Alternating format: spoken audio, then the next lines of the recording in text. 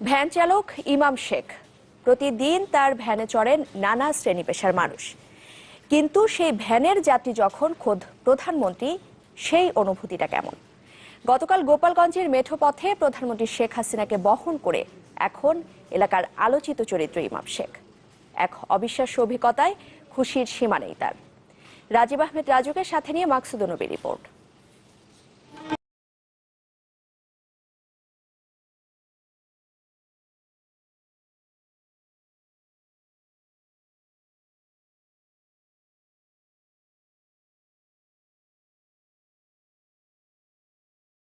একটা দৃশ্য দেখে কি ভাবা যায়?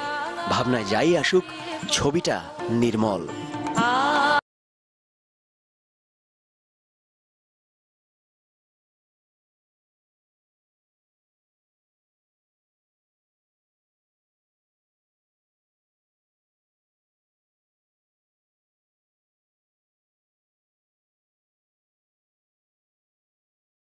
সরকারের শীর্ষ ব্যক্তি হিসেবে প্রতিটা মুহূর্তে বুলেট প্রুফ গাড়ি আর নিরাপত্তার কড়াকড়িতে হারিয়ে যায় জীবনের কত না স্বাদ আহ্লাদ।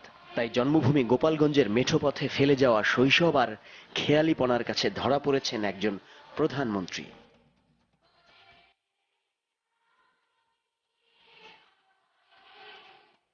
ভ্যানে চড়ে গ্রাম বেড়ানোতে শেখ হাসিনার অনুভূতিটা যতই ব্যতিক্রম হোক, প্রধানমন্ত্রীকে যাত্রী হিসেবে পাওয়ার অবিশ্বাস্য অভিজ্ঞতাটা ভ্যান চালকেরই। বলতেছে, তুমি ভ্যান চালাও? পরে আমি বলছি, জি আমি ভ্যান চালাই আপা।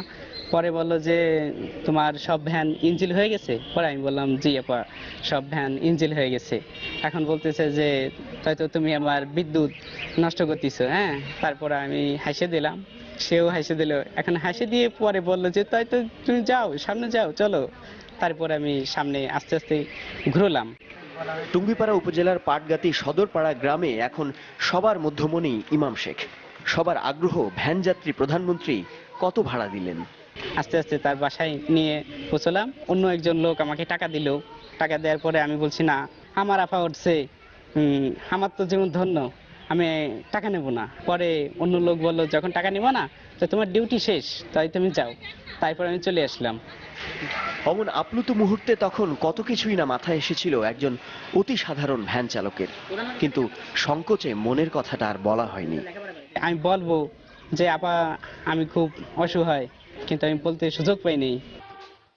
বলা হয়নি তাতে কি, বাংলাদেশের প্রধানমন্ত্রীকে যাত্রী হিসেবে পাওয়ার যে অসম্ভব ভালো লাগা, তা ভরিয়ে রাখবে ইমাম শেখের আগামী দিনের সুখ স্মৃতির ঝুলি।